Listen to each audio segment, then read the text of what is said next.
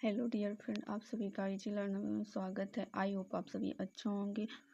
आज हम हिंदी मतलब डीएलएड थर्ड सेमेस्टर के 6th पेपर मतलब हिंदी की क्लास करेंगे, जो ये हमारी 6वीं क्लास होगी। इसमें देखेंगे लेखकों का जीवन परिचय, ठीक। तो हमारे जो पहले लेखक हैं वो मुंशी प्रेमचंद हैं। कौन है? मुंशी प्रेमचंद। इनका नाम धनपत राय, इनका जो नाम था वो धनपत राय है। इनका जन्म 1880 ईस्वी के वाराणसी जिले के लमेही गांव में हुआ था। 1880 ईस्वी में वाराणसी के जिले के लमेही गांव में हुआ था। मृत्यु जो है वो 8 अक्टूबर 1936 में हुई थी, ठीक। उसके बाद आगे देखेंगे पत्र प्रकाशन। जो इनकी पत्र प्रकाशन थी वो जमाना पत्र था। क्या था? इनकी पत्र प्रकाशन का नाम था जमाना पत्र। उसके बाद आगे इनका जो संपादन है वो संपादन है मर्यादा एवं माधुरी पत्रिका। मर्यादा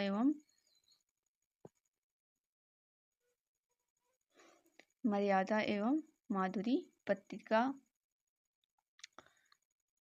उसके बाद दूसरी है हंस, फिर है जागरण, ठीक। ये इनकी संपादन थी। उसके बाद इनकी जो रचनाएं थी वो हैं, इनकी रचनाएं जो उपन्यास है वो गोदान, पहली जो है गोदान, निर्मला, रंगभूमि, गबन, कर्मभूमि और सेवा सदन। ये जो है ये इनकी उपन्यास हैं। कहानियाँ, इनकी जो कहानियाँ थी उनके बारे में देखेंगे। सरोवर नाम से प्रकाशित 8 भागों के कहानी संग्रह में लगभग 800 कहानियाँ थी। इनकी जो कहानियाँ थी वो सरोवर नाम से प्रकाशित थी। 8 भागों में कहानियाँ संग्रह इनकी कुल मतलब लगभग इनकी 800 कहानियाँ हैं। नाटक करबला, संग्राम, प्रेम की वेदी, ये जो है इनके नाटक हैं। निबंध कुछ विचार, जो इनका निबंध है वो कुछ विचार के नाम से है, ठीक। चलो एक बार फिर रिवीजन कर लेते हैं, ठीक। मुंशी प्रेमचंद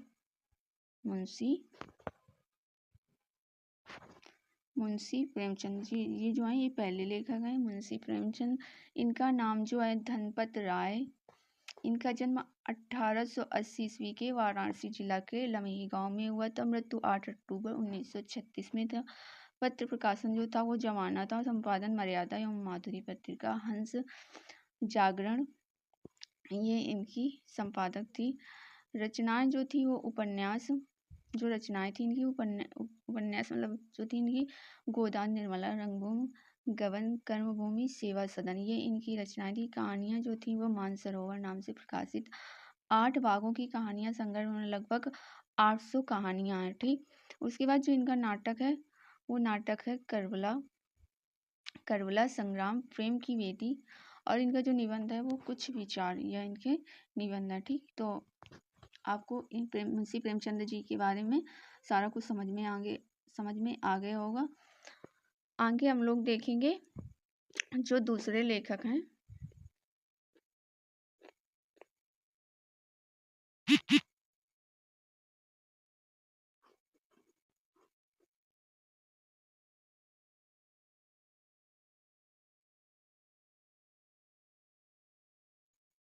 आगे देखेंगे जो हमारे दूसरे लेखक हैं वो जयशंकर प्रसाद जी हैं। कौन है? जयशंकर प्रसाद जी। तो इनका नाम जयशंकर प्रसाद था। जन्म 1889 ईस्वी के काशी में हुआ था। मृत्यु जो है वो 1937 ईस्वी में हुई थी। और जो इनकी रचनाएं थी, जो इनकी काव्य रचनाएं थी वो देखिए कौन कौन सी थी।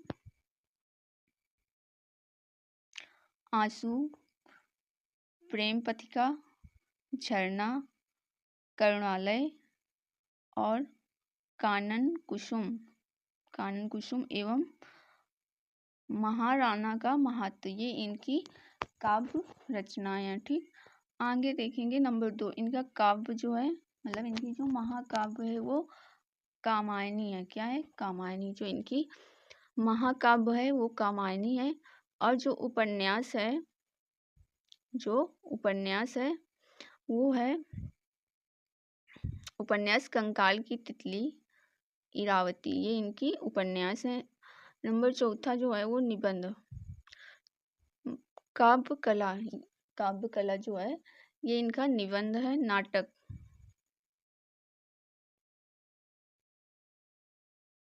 के बारे में देखेंगे, विशाखा, राजश्री, अजातशत्रु, कामना, सज्जन, स्कंदगुप्त, चंद्रगुप्त, एक घूंट, दुर्वासामनी, करुणालय और कल्याणी परिणय, ये इनके नाटक हैं। ठीक, आगे देखेंगे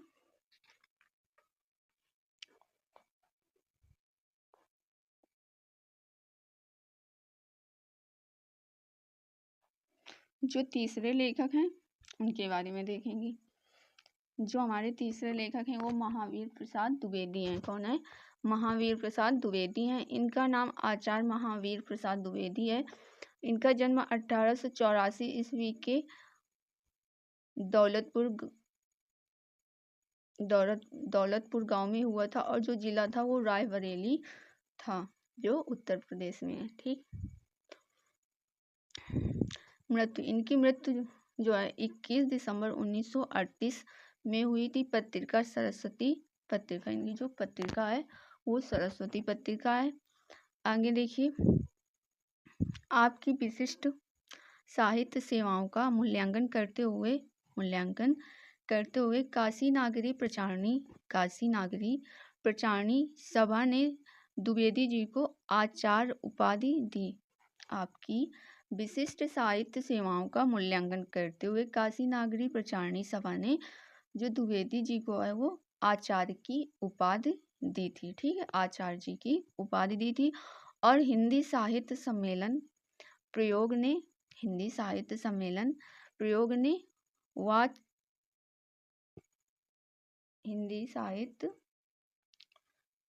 वाचस्पति की उपाधि से सम्मानित किया था। इनको जो है महावीर प्रसाद द्विवेदी जी को किस चीज की उपाधि दी गई थी? आचार्य जी की उपाधि दी गई थी। और हिंदी साहित्य सम्मेलन प्रयोग ने वाचस्पति की उपाधि से इन्हें सम्मानित भी किया था। ठीक, सम्मानित किया था।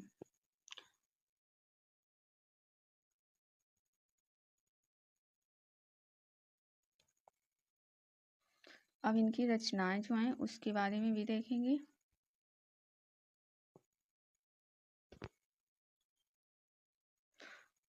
सम्मानित किया था, यहाँ तक हम लोगों ने देख लिया था। आगे देखेंगे जो इनकी रचनाएं हैं उनके बारे में देखेंगे। इनकी जो रचनाएं हैं वो देखिए कौन कौन सी हैं। बिखरे मोती, रघुवंश, हिंदी, महाभारत, उसके बाद है किराता जुर्नियम, फिर है विचार विमर्श, उसके बाद अगली है संग रंजन। ठीक, ये इनकी रचनाएं हैं। समय काल के बारे में देखेंगे। और जो इनका समय काल है वो आधुनिक काल द्विवेदी युग है। ठीक, आधुनिक काल द्विवेदी युग है। अगली हेडिंग हम लोग देखेंगे जीवनी, और अगली हेडिंग जो है उसके बारे में देखेंगे जीवनी और आत्मकथा। मतलब हम लोग देखेंगे कि जीवनी और आत्मकथा में क्या अंतर है। ठीक, तो पहले जीवनी के बारे में देख लेते हैं। जीवनी किसी व्यक्ति के जीवन पर जब कोई दूसरा व्यक्ति लिखता है उसे जीवनी कहते हैं। इसमें कहा गया है किसी व्यक्ति के जीवन पर जब कोई दूसरा व्यक्ति लिखता है उसे जीवनी कहते हैं। अर्थात किसी व्यक्ति के बारे में जब कोई दूसरा व्यक्ति उसके बारे में सारा कुछ डिटेल में, मतलब सारा कुछ जब सारी जानकारी सारा कुछ लिखता उसे जीवनी कहते हैं। मतलब किसी व्यक्ति के बारे में किसी अगले व्यक्ति के माध्यम द्वारा लिखा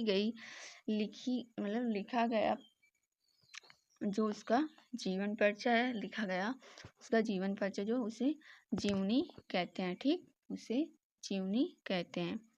जीवन के बारे में लिखने वाले लेखकों को जीवनी लिखने के लिए सामग्री एकत्रित करनी पड़ती है। मतलब जो अगला व्यक्ति किसी व्यक्ति के बारे में जब लिखेगा तो उसे उस व्यक्ति के बारे में सामग्री या कह सकते हैं कि उसके बारे में जानकारी एकत्रित करनी पड़ेगी या खोजना पड़ेगा। ठीक, उसके जीवन के बारे में खोजना पड़ता है, उसे हम जीवनी वस्तुनिष्ठ कहते हैं। ठीक, तो आप लोगों को जीवनी समझ में आ गई होगी। मतलब जीवनी का मतलब होता है कि कोई व्यक्ति अगले व्यक्ति के बारे में जब उसके बारे में जब जानकारी लिखता है तो उसे हम जीवनी कहते हैं। ठीक, आगे देखेंगे आत्मकथा। आगे जो है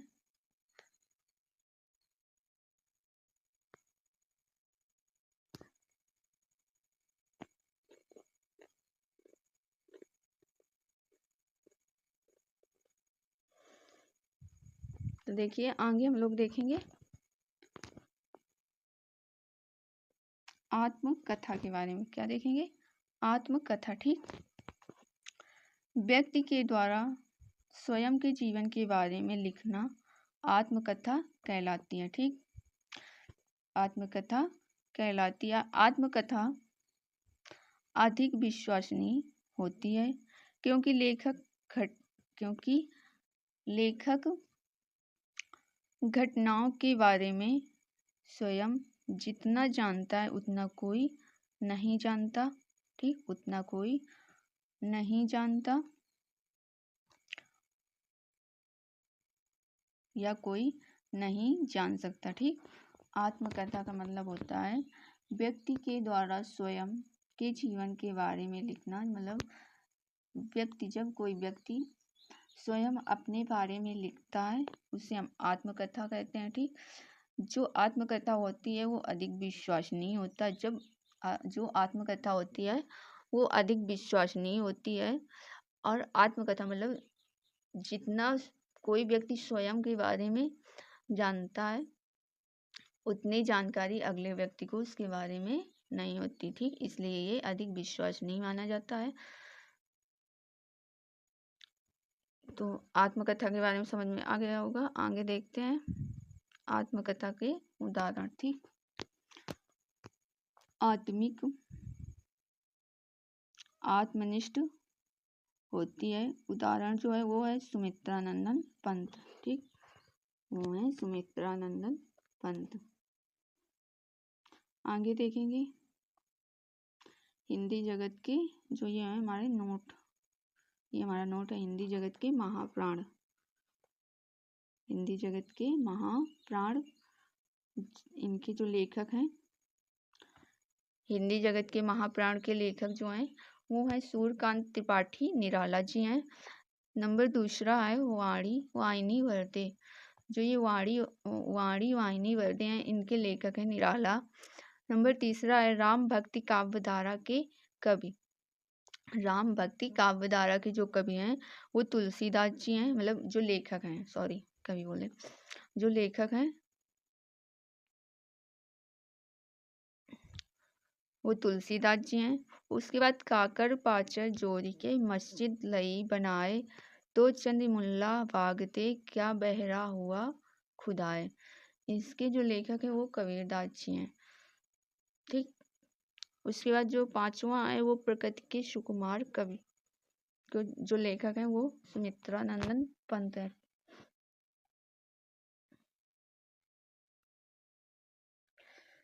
और ये चौथा है इसके बारे में देखिए। मतलब इसका जो अर्थ है समझ लेते हैं। काकर पाचर जोड़ के मस्जिद लाई बनाए तो चरिमुल्ला बाग दे क्या बहरा हुआ खुदाए। मतलब जो काकर और पत्थरों को जोड़कर बनाई गई मस्जिद, ठीक, बनाई गई मस्जिद तो चरिमुल्ला बागदे क्या बहरा हुआ सुनाई, मतलब कि भगवान का स्मरण करने के लिए हमें माइक वगैरह की जरूरत नहीं पड़ती, मतलब भगवान बहरे थोड़ी हैं, वो बिना माइक के भी सुन सकते हैं, इसका ये अर्थ होगा। ठीक, तो आज की जो क्लास थी यहीं तक थी और हमारा फर्स्ट चैप्टर समाप्त हो गया। अगला हम लोग सेकंड चैप्टर करेंगे। तो आई होप आप लोगों को यहाँ तक सारा कुछ क्लियर हो गया होगा। अब मिलते हैं नेक्स्ट क्लास में।